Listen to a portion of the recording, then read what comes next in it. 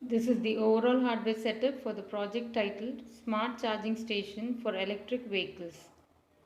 In this project, we'll see two ways how this circuit works.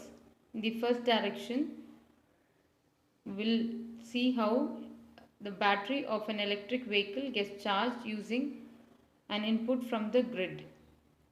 The same battery can be used to compensate the sag that occurs in the line in the second direction.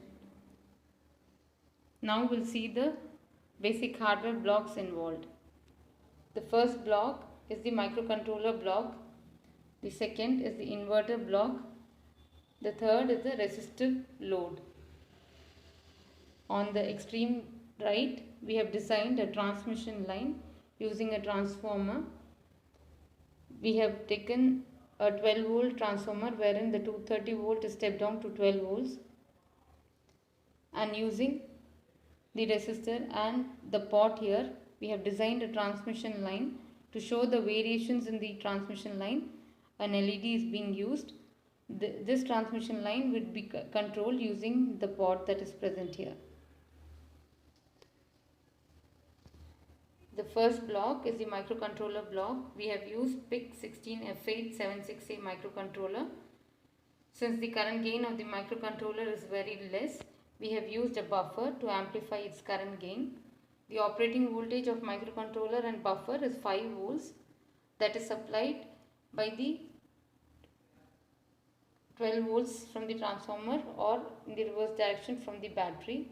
Of the 12 volts, only 5 volts is given to the microcontroller and buffer using the regulator IC 7805. This block is a 3-phase inverter block wherein we have used 6 switches. The switches are MOSFET IRF 840. The isolation for these MOSFETs are provided using the gate driver circuits. For 2 MOSFETs, 1 gate driver circuit is used, hence 3 set of gate driver circuits.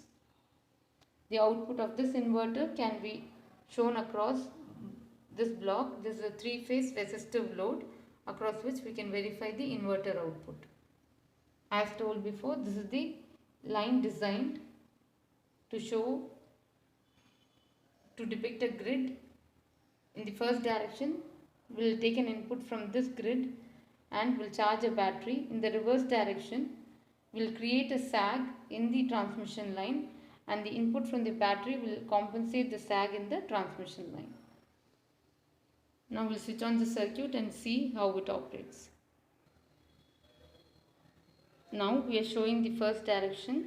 We have switched on the circuit, and now we will see how an input from the grid charges the battery. This is a transmission line, and we have kept the pot to the maximum. This shows that there is no sag in the transmission line. The line has the maximum output and there is no sag in the line. You can see if we reduce it, we see this creates a sag in the line. We have kept this to the maximum, showing that there is no sag in the line.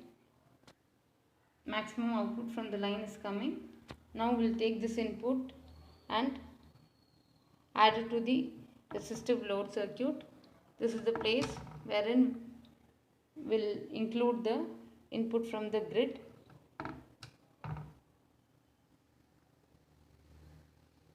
And we have connected the probes of the battery wire to the multimeter to show that it's charging. We can see that from the resistive load, it comes to the inverter, and from the inverter the output goes to charge the battery. The probes of the battery clips are connected to the multimeter, and here we can see that the battery is getting charged of around 16 volts. This is the first direction wherein the grid has no issues, there is no sag in the line, and from the grid, from the line, we take an input and charge the electric vehicle battery. Now we will see the reverse action wherein there will be a sag created in the transmission line, and at that time the will give an input from the battery that is charged in this process in the first direction, and we can see how the sag is compensated in the line. For this, we'll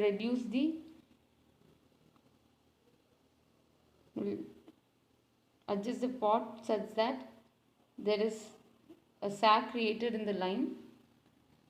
At this point,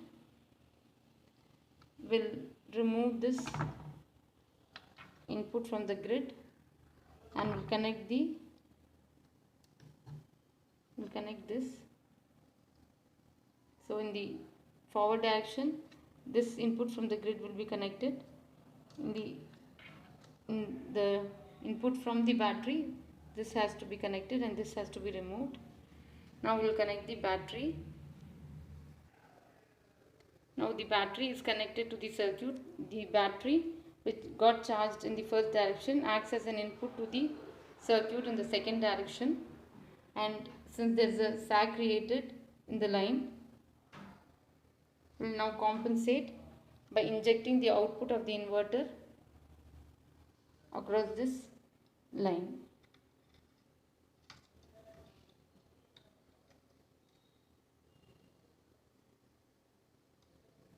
You can see that when we inject the input from the inverter, the sag is compensated and the LED glows brightly.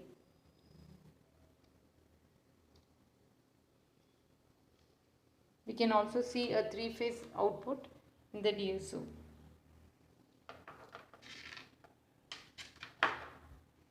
We have connected the probes of the DSO across the 3-phase resistive load, and we can see an inverter output being displayed in the DSO. So we are getting an inverter output, as well as the output from the inverter compensates the sag that is present in the line. This is smart charging station for electric vehicles.